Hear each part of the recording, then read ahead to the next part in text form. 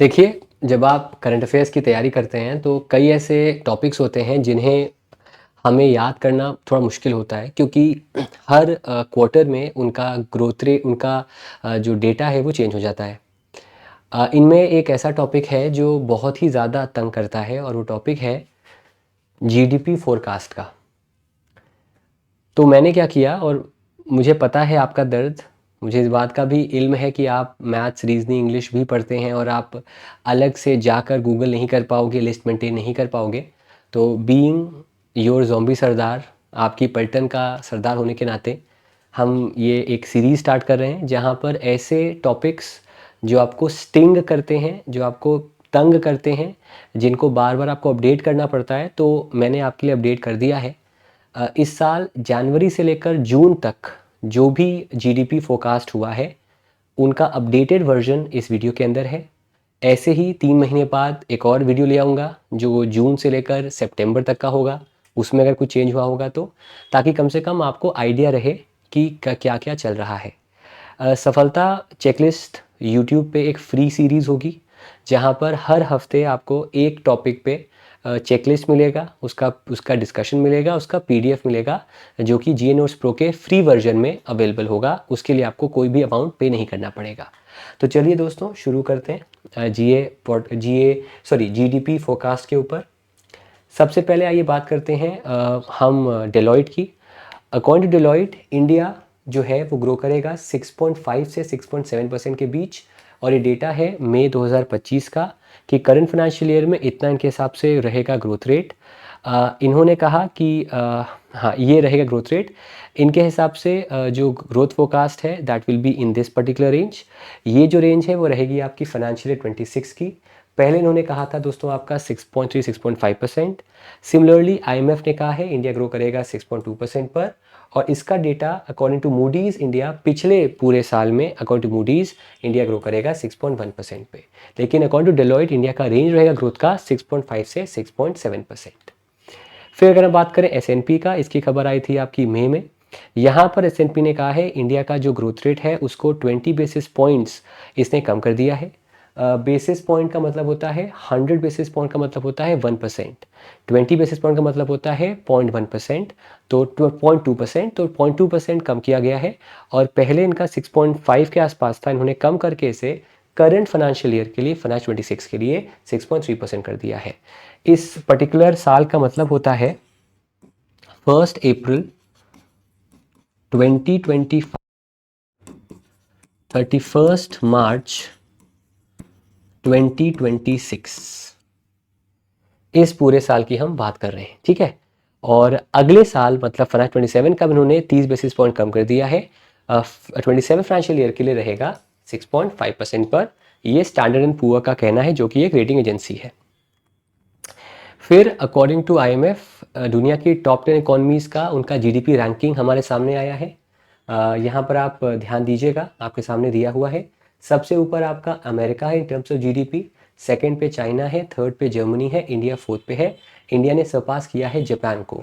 तो टॉप 5 में आप सबसे ऊपर यूएसए, सेकंड पे चाइना, थर्ड पे जर्मनी और फोर्थ पे इंडिया, फिफ्थ पे जापान। इसने ही कहा है इंडिया ग्रो करेगा 6.2% पे for the current financial year. यहाँ पर आप देखिएगा कि इंडिया अब दुनिया का फोर्थ सबसे बड़ी इकॉनमी है। और जैसा मैंने आपको बताया, दोनों ही साल, पिछले साल भी और इस साल भी, जो ग्रोथ रेट रहेगी वो 6.2% पे रहेगी।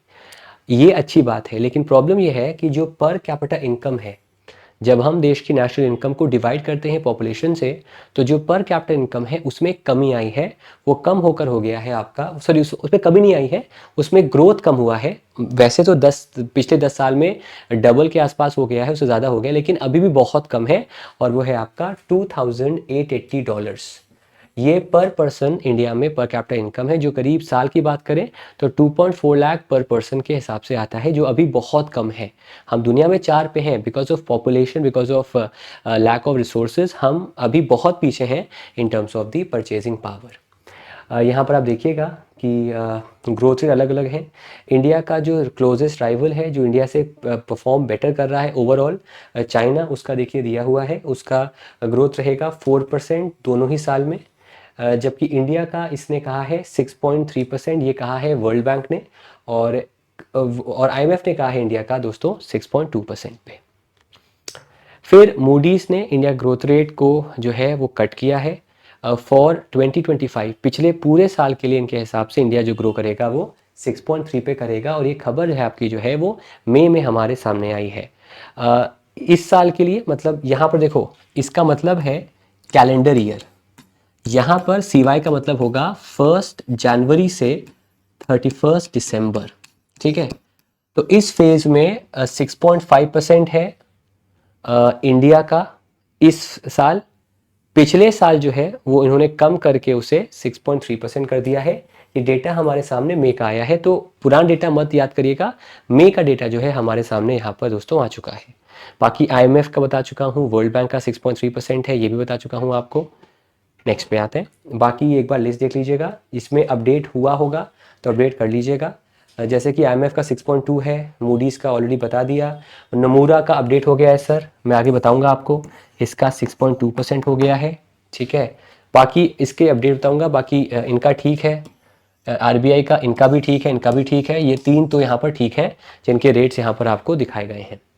फिर मॉर्गन स्टैनली जो कि एक बहुत बड़ा इन्वेस्टमेंट बैंक है, इसने कहा है इंडिया का ग्रोथ रेट बेटर होगा करंट ईयर में भी और पिछले अगले फाइनेंशियल ईयर में भी। According to Morgan Stanley India grow करेगा 6.2% पे for the current financial year, और अगले फाइनेंशियल ईयर में इंडिया ग्रो करेगा 6.5% पर। इनका मानना है US चाइना के रिश्ते बेटर हुए हैं और आउटलुक जो है ओवरऑल मार्केट का वो भी आपका बेहतर हो चुका है। फिर यहाँ पर एक अभी कुछ दिन पहले एक डेटा आया था जहाँ पर अलग अलग बैंक्स का डेटा हुआ था। फॉर एग्जांपल DBS बैंक का इंडिया का ग्रोथ रेट है 6.4%, KRH का 6.2%, HDFC बैंक का 6.3, IDFC बैंक का 6.3, नमूरा का अब चेंज हो गया है, उनका 6.2 हो गया, इंडिया रेटिंग 6.6, बॉब का 6.4, 6.6, स्टैंडर्ड चार्टर्ड का 6.5। ये डेटा भी आपके सामने यहाँ पर आ चुका है। फिर दोस्तों अकॉर्डिंग टू फिच उन्होंने मई में कहा है, यहाँ पर फिच का नाम तो नहीं है। फिच रेटिंग्स की बात करें तो इंडिया का ग्रोथ जो है वो 6.4% पे रहेगा, जबकि चाइना का 0.3% आपका कम हो जाएगा। ये कहना है फिच रेटिंग्स का, along with standard poor, Fitch ratings, Moody's, ये सारी बड़ी क्रेडिट रेटिंग कंपनीज हैं। तो इनके अकॉर्डिंग 0.2% बढ़ा है आपका growth rate current financial year का, और ये ग्रोथ रेट आपका 6.4% पर दोस्तों हो गया है। फिर इंडिया ग्रो करेगा 7.4% पे इन द फोर्थ क्वार्टर। ये डेटा सरकार की तरफ से आया है, मतलब जो फोर्थ क्वार्टर था दैट इज जनवरी टू मार्च, इस क्वार्टर में इंडिया ने ग्रोथ किया है 7.4% का। ये ग्रोथ इंडिया ने इस क्वार्टर में किया है। ओवरऑल ग्रोथ की बात करें तो जो ओवरऑल ग्रोथ है वो 6.5% का है, और ये फाइनेंशियल ईयर 25 का हमें बताया गया है। मतलब पिछले फाइनेंशियल ईयर का 1 अप्रैल 2024 से लेकर 31 2025 तक 6.5% ग्रोथ है। पिछले क्वार्टर का ग्रोथ जो है एज पर द गवर्नमेंट 7.4% पे है। नेक्स्ट पे आए सर। फिर as per Moody's India highest growth पे है इन terms of advanced economies, in terms of emerging economies. ये आपका अप्रैल का था, देखो इसने 6.5 कहा था, यहाँ पर आप देखो अप्रैल के बाद मूडीज़ एकदम बदल गया, और आपने यहाँ पर भी देखा इसके पहले कि मूडीज़ ने अपना रेटिंग को दोस्तों जो है वो चेंज किया था, ठीक है। वो आपको देखो आगे दिख जाएगा, यहाँ पर देखिए, यहाँ पर रेटिंग उसने देखिए चेंज कर दिया। 2025 के लिए 6.3 है ये, और फाइनेंशियल 26 सॉरी माफ़ करिए, हाँ ये रहा 2025 के लिए 6.26 के 6.5 है, और 2025 के लिए आपका 6.3% है। तो ये डेटा पढ़ लीजिएगा, ये डेटा उससे पहले का है। तो 6.3 फॉर 2025 एंड 6.6, और यहाँ पर देखो आपके सामने डेटा आ जाएगा मूडीज़ का। यहाँ पर देखो, यहाँ पर इन्होंने इतना कर दिया है, जबकि अभी 6.6% पर उन्होंने मेंशन आपका किया। तो ये चूंकि पुराना डेटा है तो इसको आप चाहो तो यहाँ पर स्किप कर दो, क्योंकि नया डेटा हमारे सामने आ चुका है। फिर according to ADB India grow करेगा 6.7% पे for the current financial year, financial 26 के लिए। पहले 7% कहा था, अब इन्होंने 6.7% कहा है, जबकि उसके अगले साल इंडिया ग्रो करेगा 6.8% पर। कई बार इस साल का भी या पिछले साल का भी और अगले साल का भी डेटा आ सकता है। ये वीडियो इसलिए है ताकि अगर एग्ज़ाम आपका आने वाले टाइम में है तो इसको पढ़ लेना, अपडेट होगा तो मैं एग्ज़ाम के पहले भी अपडेट आपको प्रोवाइड कर दूंगा।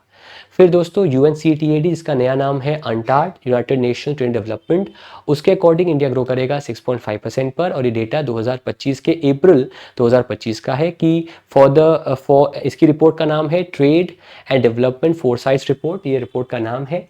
और इसके अकॉर्डिंग पूरे 2025 में, मतलब ये साल जो चल रहा है 1 जनवरी 2025 से 31 दिसंबर 2025 तक, उसमें इंडिया ग्रो करेगा 6.5% पर एज पर अंटार्ड। फिर वर्ल्ड बैंक ऑलरेडी बता चुके हैं आपको 6.3% है इनका, पहले 6.7% था for the current financial year.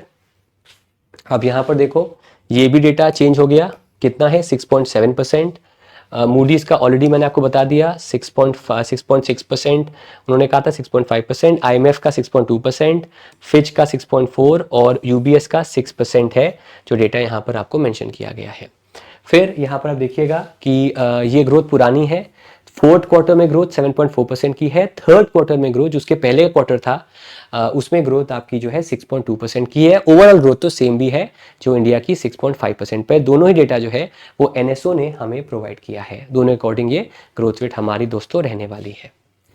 फिर क्रिसिल ने कहा है, और ये डेटा मई का, पिछले महीने का, इंडिया ग्रो करेगा 6.5% पे for the current financial year, ये इनका मानना है। और as per them in the current financial 6.5% पे इंडिया ग्रो करने वाला है। फिर OECD ने जून में इंडिया का ग्रोथ रेट लोअर डाउन किया है, और ये ग्रोथ लोअर डाउन करके 6.3% कर दिया है, जो कि जून 2025 में इंडिया का ग्रोथ रेट यहाँ पर दोस्तों इन्होंने हमको बताया है। फिर दोस्तों IMF के अकॉर्डिंग इंडिया का GDP डबल हुआ है एक 10 साल के अंदर, और जापान को ये पिछाड़ चुका है, पिछाड़ देने वाला है, और ये fourth largest economy overall already बन चुका है, और ये अब हर एक इंडेक्स में भी आपको दिखना स्टार्ट हो जाएगा एज पर IMF, उनके हिसाब से ये होगा। फिर जून में डेटा आया है UBS का, उसने इंडिया का जो ग्रोथ फोरकास्ट है वो 6.4% पे किया है, ये इनका डेटा है। ऑलरेडी हम ये पहले, आप अगर यहाँ पर स्लाइड देखोगे तो यहाँ पर UBS का भी आपको सामने मेंशन किया गया था, अभी साइड में स्लाइड आएगा जहाँ पर आप खुद देख पाओगे कि देखो इन्होंने 6% कहा था, लेकिन अब इसको क्या कर दिया, इसको बढ़ा दिया है, ठीक है, UBS ने। यहाँ पर आप देखोगे ये डेटा आपका जो UBS का आपके सामने आ रहा है, ये डेटा है, 1 सेकेंड, ये डेटा है जून का ही, तो यहाँ पर कितना कर दिया इन्होंने, 6 से 6.4%। तो ये डेटा अपडेट मैंने आपको यहाँ पर कर दिया, जब Q4 का ग्रोथ यहाँ पर दोस्तों देखा गया है, तो इनका 6% था जिसको इन्होंने कम बढ़ाकर अब 6.4% कर दिया for the current financial year. Similarly ये डेटा पुराना है तो इसको हम स्किप कर देंगे, क्योंकि ये डेटा आपका है दिसंबर का, उसमें 6.6% कहा था RBI ने, लेकिन उसी RBI ने अब इसे 6.5% कर दिया है। ये डेटा है from the financial stability report, लेकिन हमें जो याद करना है वो फाइनेंशियल जो लेटेस्ट स्टार्ट करना है वो आपका 6.5% पे है। हालांकि जब मैं वीडियो रिकॉर्ड कर रहा हूं तो आज के दिन मॉनेटरी पॉलिसी कमेटी की रिपोर्ट आ चुकी है, उस पर अभी मैंने डिस्कशन नहीं किया है, उसमें कुछ चेंज होगा तो आपको कल उस पर एक शॉर्ट्स मिल जाएगा, ठीक है। NPA ये तो सब बेकार है, मेन GDP का फोकस हमारे यहाँ पर है। सिमिलरली एज पर ASSOCHAM, जो भारत की एक एसोसिएशन है इंडस्ट्रीज़ की, चेंबर्स ऑफ इंडस्ट्रीज़ की, उनके अकॉर्डिंग उनका भी 6.5% है, इनका भी मानना है इंडिया इंडिया पिछले फाइनेंशियल ईयर में 6.5% पे ग्रो करेगा for the previous financial year, ऐसा ASSOCHAM का यहाँ पर मानना है। बाकी RBI ने स्लैश किया है ग्रोथ रेट 6.5% पे, जैसा हमने बताया आपको अप्रैल में, और ये करंट फाइनेंशियल ईयर के 6.5% पे इन्होंने डेटा जो है उसको मेंशन कर दिया है। जबकि नमूरा ने डेटा वहाँ देखा था आपने 6% का, यहाँ पर 6.2% दोस्तों कर दिया है for the current financial year. इस साल इंडिया 6.2% पर एज पर नमूरा ग्रो करेगा। एज पर SBI बात करें तो ग्रोथ रेट आपका जो है वो 6.3 से लेकर 6.5% की रेंज पे है। ये उन्होंने रेंज दिया है, 6.3 मोटा मोटा फाइनेंशियल 25 का है, और ये बढ़कर आपका 6.3 से 6.5 के बीच रहेगा।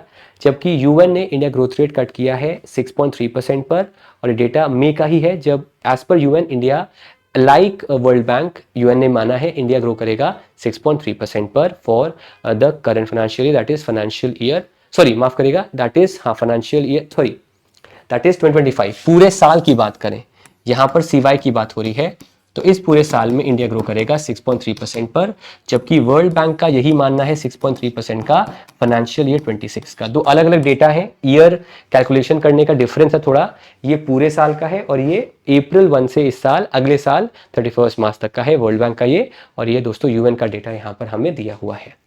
तो मैंने दोस्तों आपको समझा दिया है, आपको अलग से टाइम वेस्ट नहीं करना है, जब जब डेटा अपडेट होगा मैं आपके लिए अपडेट लाता रहूँगा। अगले हफ्ते एक नए ऐसे टॉपिक पे जो आपको याद करने में दिक्कत होती है, कंपाइल करने में दिक्कत होती है, उसका वीडियो भी आपको यूट्यूब पे मिल जाएगा। Thank you so much everyone for coming attending and bye bye and take care. Thank you so much guys, bye bye.